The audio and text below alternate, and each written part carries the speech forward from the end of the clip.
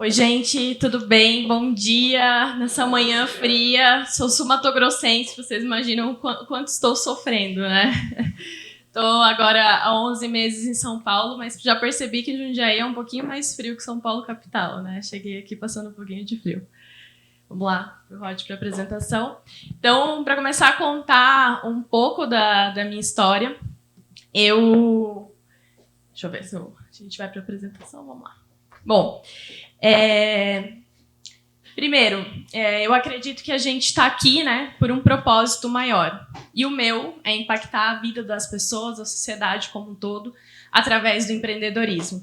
Eu quis trazer essa foto aqui, bonitona, né, dentro de um carro elétrico, que hoje é o meu projeto, um dos projetos que eu mais amo e tenho desenvolvido, que é o projeto VEC Itaú, Veículo Elétrico Compartilhado. Ele é um car sharing corporativo, é um compartilhamento de veículos elétricos para funcionários até o momento. Então, o Itaú tem hoje 45 mil funcionários, a gente está trabalhando com 3 mil, e até o final do ano é para a gente atingir mais ou menos a metade desses funcionários tendo esse serviço, né, fornecendo serviço de car sharing em 2023, assim como a gente vê bike do Itaú, né, distribuídas na cidade, vão ter também carros elétricos do lado dessas bikes. Essa é a evolução desse projeto. Mas eu vou contar mais ainda sobre esse projeto, vou voltar para contar sobre a minha trajetória. E um super plot twist dessa história, eu sou zootecnista de formação. Então, como toda base ali sumatogrossense, né, fui criada em fazenda, gosto muito de lida, escolhi a minha profissão naquele momento, né, com 17 anos, às vezes a gente tem um monte de universitário aqui, a gente precisa tomar a decisão de que faculdade que a gente vai fazer. E eu fui para a área de agrárias, né, que era onde eu já tinha uma base ali. E na faculdade, eu fiz Universidade Federal, o curso era muito técnico, era muito voltado para você se tornar um pesquisador, não para você ir para o mercado de trabalho, né? Então, desde o primeiro semestre de faculdade, eu comecei a trabalhar com ovinocultura, me apaixonei também, mas era apaixonada pela lida, não pela técnica, né? Quando a gente começou a ir mais pro técnico, eu comecei a perceber, eu falei, gente, não é essa profissão, não é isso que eu quero fazer pelo resto da minha vida. Mas eu concluí a faculdade, fiz mestrado depois disso, nessa área. E ali no mestrado eu percebi uma coisa, fiz algumas matérias de administração e me apaixonei por sociologia, antropologia. Falei, gente, preciso fazer outra coisa da vida. E naquela época, eu falei, gente, vou procurar emprego, né? Uma semana que eu tinha me formado, comecei a procurar emprego nas mais diversas áreas que vocês podem imaginar. Falei, meu mestrado tem foco em consumidor, vou buscar trabalho, sei lá, na área de moda, que é uma área que eu gosto, talvez eu fosse morrer de fome, como vocês podem perceber. Mas eu comecei a procurar emprego nas mais diversas áreas e me deparei com uma startup lá em Campo Grande. Então, uma semana que eu tinha terminado o mestrado, fui trabalhar numa startup de experiências gastronômicas. Então, era uma lógica de Airbnb. Pessoas que abriam as casas para receber outras pessoas para compartilhar uma refeição. E ali tinha um propósito muito forte, né? De pessoas que ainda não tinham dinheiro para abrir um restaurante, mas sabiam cozinhar, queriam fazer o seu MVP. Então, o MVP de muitas pessoas foi o Dinner, que era essa startup. Foi quando eu fui totalmente picada pelo bichinho do empreendedorismo ali em 2017 e nunca mais consegui fazer outra coisa da minha vida, né? A gente, com o Dinner, a gente teve operação em 49 países, a gente abriu esses países, então a gente tinha um brasileiro fazendo arroz com pequi lá na Alemanha para receber outros brasileiros, a gente tinha o pessoal atendendo em Londres, porque a principal dor que a gente enxergava nesse negócio eram de pessoas, principalmente expatriados, né, que sentiam falta da comida. A gente tem uma comida que é muito afetiva, né, aquele barulhinho da panela de pressão, a comida de domingo, e quando a gente mora fora, não sei se vocês já moraram fora, a gente acaba sentindo essa falta. Então, a gente conseguiu abrir esses países, nós rodamos bastante essa operação durante aí 4 anos, e na época da pandemia a gente resolveu parar por motivos, né? Pessoas indo na casa das outras, a gente resolveu parar a operação e eu fui fazer outra coisa da minha vida, né? Então, nesse período aí, eu já tava dando consultoria para o projeto de mobilidade, que era um outro projeto que também tem um propósito forte, né? A gente está falando aí, a gente está num momento do mundo onde sustentabilidade nem é mais a palavra forte, a gente precisa de mudança se a gente quiser continuar habitando o planeta que a gente está. Isso é muito sério, não é só algo sobre posicionamento de marcas, a gente precisa ter essas mudanças. E nessa minha transição, eu comecei a trabalhar, eu entrei, né, na Ucorp. A Ucorp é uma startup de tecnologia, nós desenvolvemos soluções para mobilidade ESG. Então, a gente tem feito, principalmente, aplicativos, né, para empresas, para grandes corporações que querem fazer projetos de car sharing. Que aí começa por toda a melhor utilização de frota, combustão, e a eletrificação acaba vindo na esteira. Mas o que nós nos especializamos foi realmente fazer compartilhamento de veículos elétricos. A gente tem uma expertise muito grande e um conhecimento e pioneirismo nessa área. Como que essa história, né, começou? Como que a história da Ucorp em si começou? Em 2018, nós resolvemos, né, testar o modelo de negócio. Então, naquela época, eram 3 sócios que estavam nessa operação e resolveram testar esse modelo de negócio, que foi lançamento kamikaze, eles costumam falar, né? Então, foi colocado alguns veículos a combustão e elétrico nas ruas de São Paulo, capital, para as pessoas pegarem esses veículos e utilizarem durante um tempo. Na lógica de car sharing, né? Que é o modelo de, assim como existe nos Estados Unidos, na Europa é muito comum, você pega um veículo, utiliza, baixa o aplicativo, utiliza por alguns minutos, paga pelo app e devolve em outro lugar. É um modelo que a gente chama de free float. E então tinham 58 carros, que eram mini smarts, que muita gente postava falando, minha primeira experiência com carro elétrico, mas era um smart que soltava fumaça pra caramba, ele não era elétrico. E 12 BMW 3, que esse sim é um carro elétrico, é um carro que era um protótipo da BMW, é um carro todo feito de material reciclável.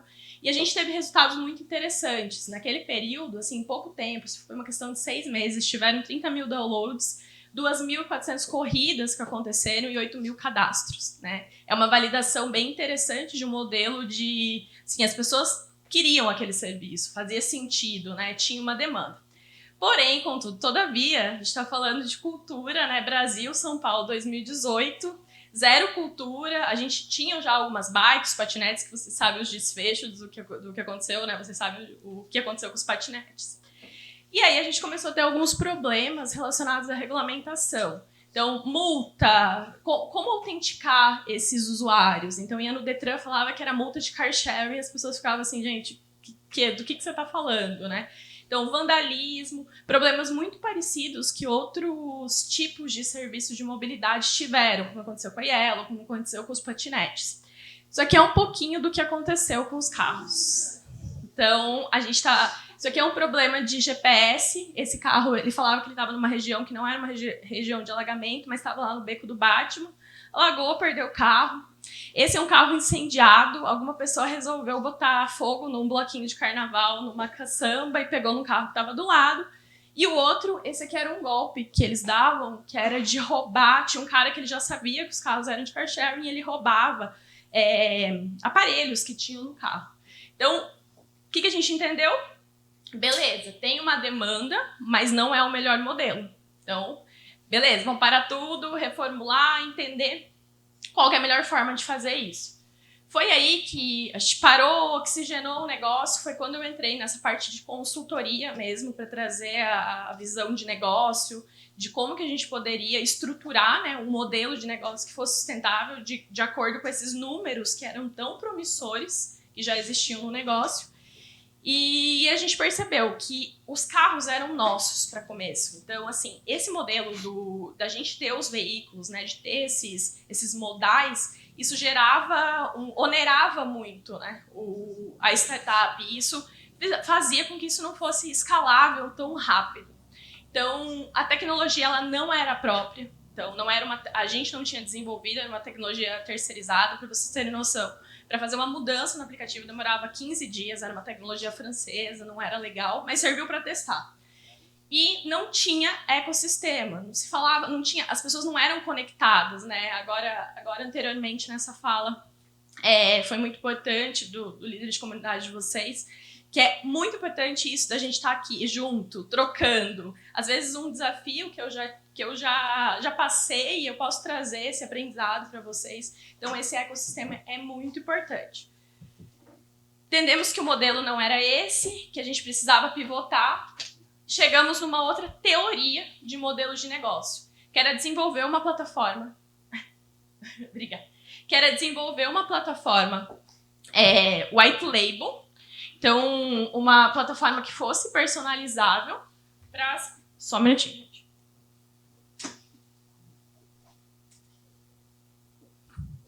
Desenvolver uma plataforma white label para empresas que queriam fazer trazer esse compartilhamento de veículos para a frota. Qual que era o primeiro problema e qual que é ainda o primeiro problema que a gente resolve?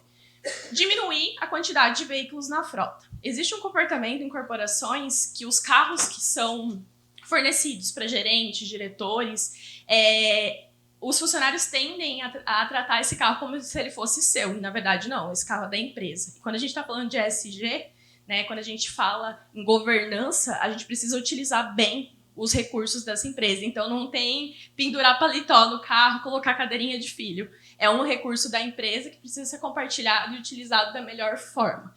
E esse é a primeira dor que a gente resolve.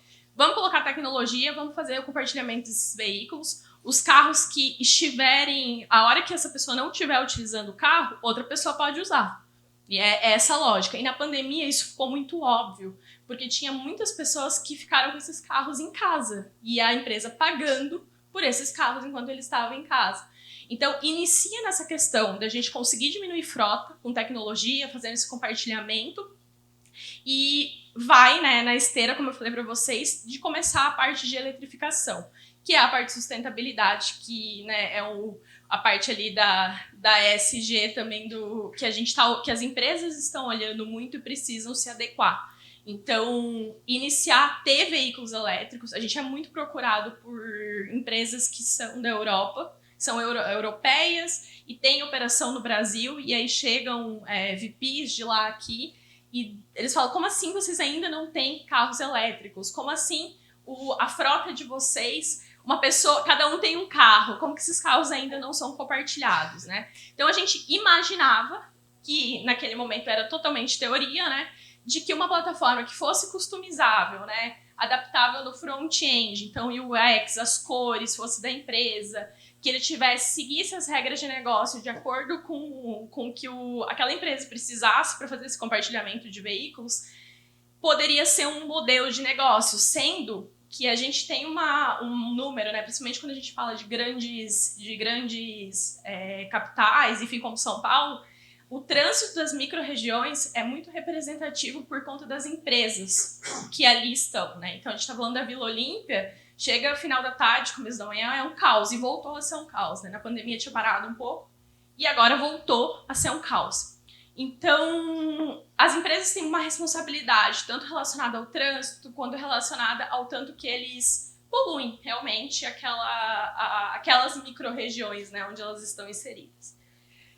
Para a gente conseguir testar isso na prática, então a gente tinha essa teoria, para a gente testar na prática, o ecossistema ele começou a se desenvolver, o que favoreceu, e nós começamos a bater em portas de grandes corporações. E definitivamente, o que a gente tinha? A gente tinha todo esse histórico, uma plataforma que era terceirizada e começamos a desenvolver a tecnologia. Mas a gente só ia ter dinheiro para continuar desenvolvendo a tecnologia, porque a gente veio tudo em bootstrapping, se entrasse um projeto. Então a gente foi com bem PPT embaixo do braço, toda a nossa teoria que a gente imaginava de como seria essa tecnologia desenvolvendo isso. Foi quando em 2019 a gente conseguiu, né, ali como quase um investidor anjo, né, no formato de rodar um piloto, de rodar um MVP, a gente fechou com o Itaú. Então a conversa foi mais ou menos assim. Foi super rápido, eles estavam procurando uma startup mesmo que tivesse já esse projeto. Na época ninguém tinha o projeto de car sharing, de veículos elétricos. E a gente veio com essa ideia e foi construindo junto. Esse projeto era para chamar Laranjinhas. Ele era para ser um projeto bem menor, era para ter 2 carros, e no final das contas tem 8. Hoje a gente tem 20 carros nessa operação. E eles falaram assim pra gente na época: olha, beleza, eu acho muito legal o projeto, vamos fechar tudo, mas a gente gostaria de apresentar esse projeto no Itaú Tech Summit em Nova York, que aconteceu em 2018. E aí a gente pegou empréstimo do banco e foi para Nova York apresentar o projeto e desenvolver, né? Pegou empréstimo no Itaú para fazer o projeto para o Itaú lá no Tech Summit. E tem uma curiosidade muito interessante que depois disso, né, por conta da pandemia, esse evento não aconteceu mais. É um evento gigante do Itaú. E tem uma história, spoiler, que ele vai acontecer esse ano, aqui no Brasil, em São Paulo. Então a gente está super animado aí para ver como que isso vai ser. Então, eis aqui um projeto que eu iniciei, né, com a minha foto. Esse é o VEC Itaú. Então, nós desenvolvemos esse aplicativo White Label. Como vocês podem ver, só tem um operado por o Corp ali embaixo. Ele é preto com laranja, segue as cores do Itaú. Nós desenvolvemos, o nosso aplicativo foi desenvolvido para esse projeto, né? Hoje a gente tem o White Label para outras empresas, mas ele foi desenvolvido para esse projeto. Como que funciona, né? Vocês devem estar se perguntando, beleza, tecnologia, mas como que funciona? Um aplicativo, você entrou, fez cadastro, colocou as informações de cadastro, fez a validação da sua CNH, então você coloca uma CNH válida, tira a foto dela, faz o face match, para comprovar que é você mesmo, né? Essa CNH bate em todos os Detrans do Brasil e fala, olha, essa pessoa está apta para dirigir. Depois disso, você coloca um cartão de crédito e já pode começar a utilizar. Abertura de carro feito pelo aplicativo, início de viagem feito pelo aplicativo, cobrança feita pelo aplicativo, a gente tem todo o controle de onde a pessoa está, se a pessoa é um bom motorista para poder gamificar ele, né? Como a gente trabalha com instituição financeira, até a questão de crédito e tudo mais, para conseguir comprar um carro é mais fácil se você passar por essa experiência. E isso, pro banco, não é um benefício, é um serviço. Então, é cobrado dos funcionários. É como se, eu vou pegar um Uber, eu vou pegar uma bicicleta, um ônibus, não, eu vou pegar um carro. Tem um custo ali que é de 0,90 centavos o minuto, a primeira faixa de valores, chegando até 1,20 quando a gente está falando de um iPace, né, da Jaguar. Que não, assim, olhando pela proporção do carro, a gente está falando de carros de 600, 300, 400 mil. Isso não é tão caro, né? Hoje ainda é olhado muito para pequenas distâncias e como experiência, mas a gente acredita, e a gente tem visto isso com outros clientes, que é uma tendência de utilização mesmo. Então, esse foi o primeiro ato de eletrificação da história do Itaú e do Brasil, é o primeiro projeto de car sharing do Brasil, e a gente tem muito orgulho dele. Então, como eu falei para vocês, a gente tem todas essas informações e controle de tudo que está acontecendo no carro. É plugado um hardware no OBD do veículo, que passa essas informações para o software, que é o aplicativo, e a gente tem todos esses controles de informação. Uma métrica que é muito legal, que a gente consegue ver é quanto está sendo mitigado de CO2. Então, para relatório ESG de empresas, para você conseguir, né, prestar conta de quanto que você está mitigando CO2, é bem interessante. E toda a parte de voucher, mapa, funcionalidade de operação, receita, tudo que está acontecendo, a gente tem esse controle no dashboard e no aplicativo. Fazemos parte do hub de mobilidade do Cubo, então o Cubo Itaú, né, a gente está lá muito por conta, né, é um ecossistema muito interessante, mas muito por conta do Itaú também. Ele tem todos esses mantenedores que fazem parte, algumas montadoras como Stellantis, Jaguar, Connect Car e Carros, Bike Itaú, e o VEC Itaú, que é o projeto que a gente opera hoje. Contando um pouco, além do Itaú, né, falei bastante do Itaú aqui para vocês, mas um outro projeto que eu sou muito apaixonada é o car sharing da BMW. A gente opera o car sharing da BMW, a gente que desenvolveu o aplicativo, White Label, ele é azul, tem logo da BMW, segue as regras de negócio da BMW. Somos nós que desenvolvemos e operamos. A gente tem hoje 6 veículos nessa operação, são 3 em São Paulo, 3 na fábrica em Araquari. E é um car sharing corporativo também, cobrado, e tem um propósito muito forte nesse car sharing. Existiam várias pessoas da fábrica que produziam esses carros a vida inteira e nunca puderam levar esses carros para casa. E eles começaram a poder levar o carro para casa, né? Assim, pagando, óbvio, por minuto ali. E a gente tá falando de X. Não sei se vocês já viram um carro da BMW que, se você clica, ele muda de cor por fora. Então, esse carro, esse funcionário que é da fábrica pode levar para casa hoje, mostrar para a família. Então, melhorou muito a questão cultural. Tem alguns vídeos institucionais que eles fizeram, que infelizmente não posso passar, que são incríveis, dos relatos dos funcionários, a percepção deles relacionadas à BMW, né? E a gente tem também a Austin, que é uma locadora de carros premium, eles que trouxeram os primeiros Tesla para o Brasil. Esse modelo a gente já está indo para um B2B2C, então são clientes da Austin, a gente está colocando em alguns condomínios, em Alphaville, na Housee. Housee tem um modelo de casa por assinatura. Eu falo que eles são uma plataforma de live marketing, porque todo mundo que é ex-BBB, ex-fazenda, vai para lá depois morar lá.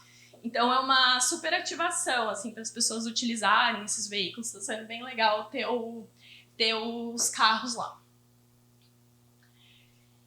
Uma coisa que a gente sempre gosta de reforçar, esse ecossistema está muito aquecido, esse mercado está muito aquecido, então muitas startups de recarga, de carregadores elétricos receberam aportes gigantes, e a gente traz muito isso, né? Não são 4 meses, são 4 anos, é bastante tempo, de entender como rodar um projeto de car sharing, como que você opera com carros elétricos. Vocês vão ver muita foto aí no LinkedIn de gente de empresas comprando caminhão, comprando um carro e não dando usabilidade para isso. Não é esse o nosso objetivo.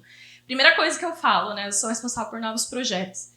Quando a pessoa chega assim, não, eu quero colocar um carro elétrico. Tá, você quer colocar um carro elétrico para quê? Você vai dar qual que é a usabilidade que você vai dar para esse veículo? Para a gente começar a conversa, para saber onde vai ser a instalação dos carregadores. Porque o projeto, ter um carro elétrico e o projeto de car sharing, ele depende muito do carregador, né? De um projeto de recarga muito bem feito. E isso a gente consegue trazer de uma forma mesmo consultiva, né? De aprendizados de tudo que a gente já rodou para conseguir trazer essa visão para os projetos. Então, isso aqui é um pouco do que a gente faz, mapa de calor, de onde é o melhor lugar para você fazer a instalação, quais são os pontos, quantos pontos precisam, que tipo de carregador. Hoje existe carregador de 7, 22, carregador rápido ou não, que marca, tudo isso a gente consegue trazer nos projetos que a gente traz.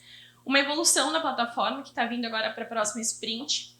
Então, existe, eu não sei quantos vocês são conectados, né, com eletromobilidade, com carro elétricos, mas existe um aplicativo chamado PlugShare que você consegue ver as bases de recargas públicas. Não existe no mundo nenhum aplicativo de car sharing que também tenha essa parte de bases de recarga. Tenha todos os carregadores públicos que existem. E o que a gente fez? A gente está consumindo a API da EasyVolt e da Voltbras, que são as maiores, que tem mais pontos de recarga, mais informações sobre pontos de recarga, né? A EasyVolt acabou de receber um aporte gigante da Vibra, da BR, né? De postos de gasolina.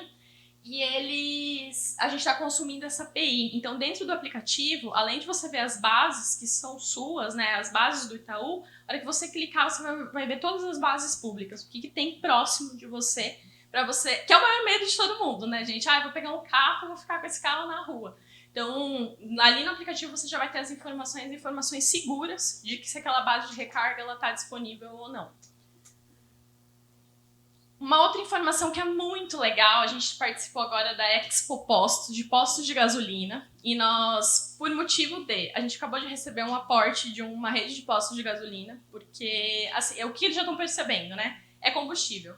Assim como eu vendia gasolina, álcool, eu preciso começar a vender energia, se é essa mudança, né? Até 2035, as montadoras têm a meta aí de zerarem, né, de não produzirem mais carros a combustão, e os postos de gasolina estão começando a se movimentar. Então, a gente está explorando esses postos, são 120 postos, que é dessa rede no estado de São Paulo, e a gente já começou a fazer instalação com alguns parceiros de recarga, desses carregadores e tendo o serviço de car sharing também nos postos. Então, o que o posto de gasolina vai vender? Serviço, energia, estacionamento, car sharing. E então tem uma mudança aí que já está acontecendo, né? A gente olhava falando sobre eletromobilidade, carros elétricos, tinha uma coisa meio de Jetsons, mas na verdade é uma coisa muito do presente já. No mês de junho, a gente participou do Parque da Mobilidade Urbana. Então, e aí trazendo um pouco de validação, que eu acho muito importante a gente falar. A grande maioria das mentorias que eu dou vem muita startup, né? Principalmente quando a gente está ali naquela fase de early stage, que tem ideias que são incríveis, aquela conversa de sempre, né? Ideias que são incríveis,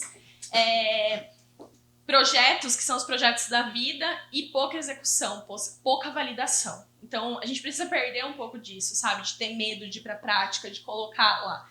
Se a sua ideia ela não foi validada por um potencial cliente, ela é só uma ideia. Ela não é um negócio ainda. Então, ela está em fase de ideação.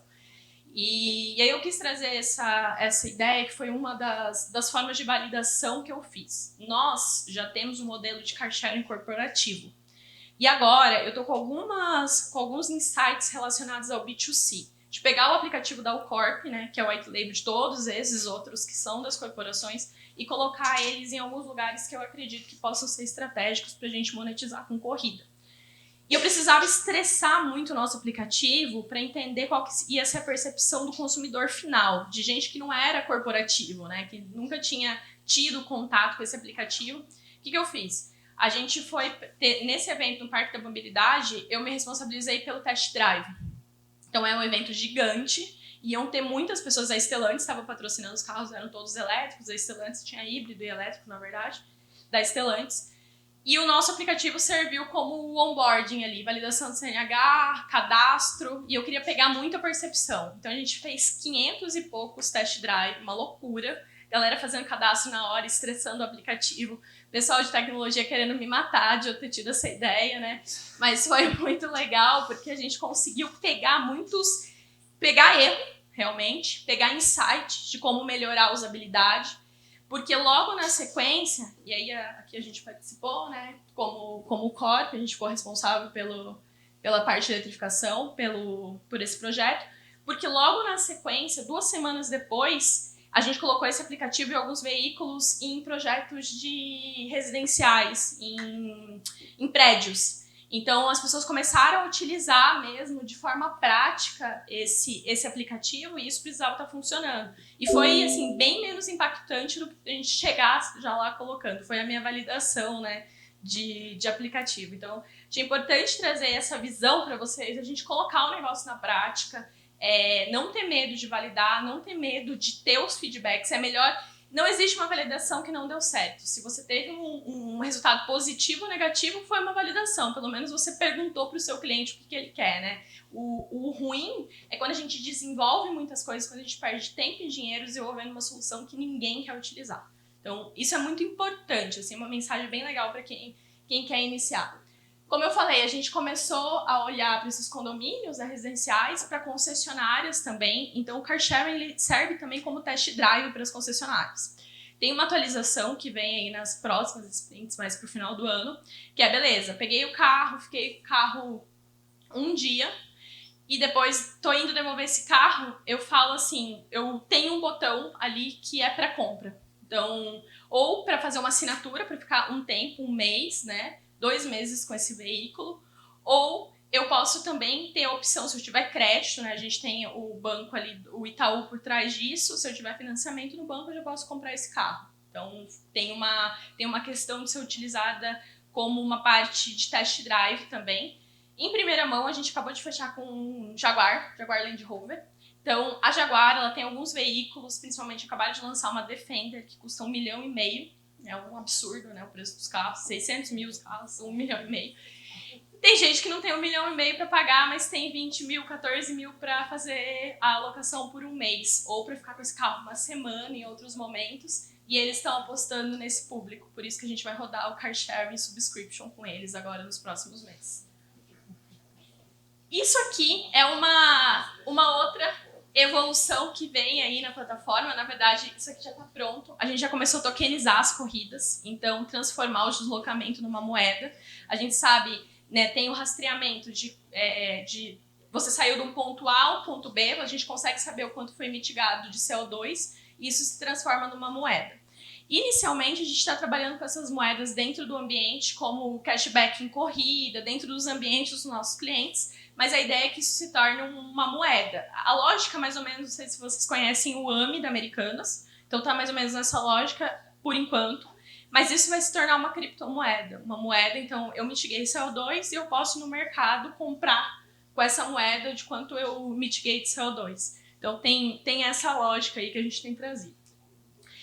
Bom, gente, é um panorama e eu quis trazer uma visão geral dessa loucura, né? Que eu entendo que tem muitas coisas até que estão dentro, né? Até de uma bolha mesmo, que a gente faz parte, mas a gente está pensando em soluções. Eu venho de um ecossistema descentralizado, que é o ecossistema de Campo Grande, eu comecei a empreender lá. Moro em São Paulo hoje, porque realmente, né, precisei ver de perto, dirigir carro elétrico, colocar para carregar carro elétrico, entender como que é isso na prática. Mas eu acredito muito em lugares que são descentralizados que a gente pode fazer muita coisa, né? E tem muito potencial. E, por exemplo, esse tipo de projeto, ele é super adaptável para uma cidade igual a de vocês, que eu vim conversando com o Uber, ele me contou que a cidade de vocês foi eleita a segunda melhor para se viver no Brasil, né? Eu achei muito legal isso, tem PIB alto, enfim. É uma cidade que é super interessante da gente colocar um projeto como esse, né, para prefeituras, para vocês fazerem os deslocamentos. Então, quis trazer esse panorama geral, vou estar aqui, se vocês quiserem quiser conversar sobre carros, sobre mobilidade, sobre zootecnia, cavalo, ovelha, eu também sei falar sobre isso. Tá bom, gente? Obrigada.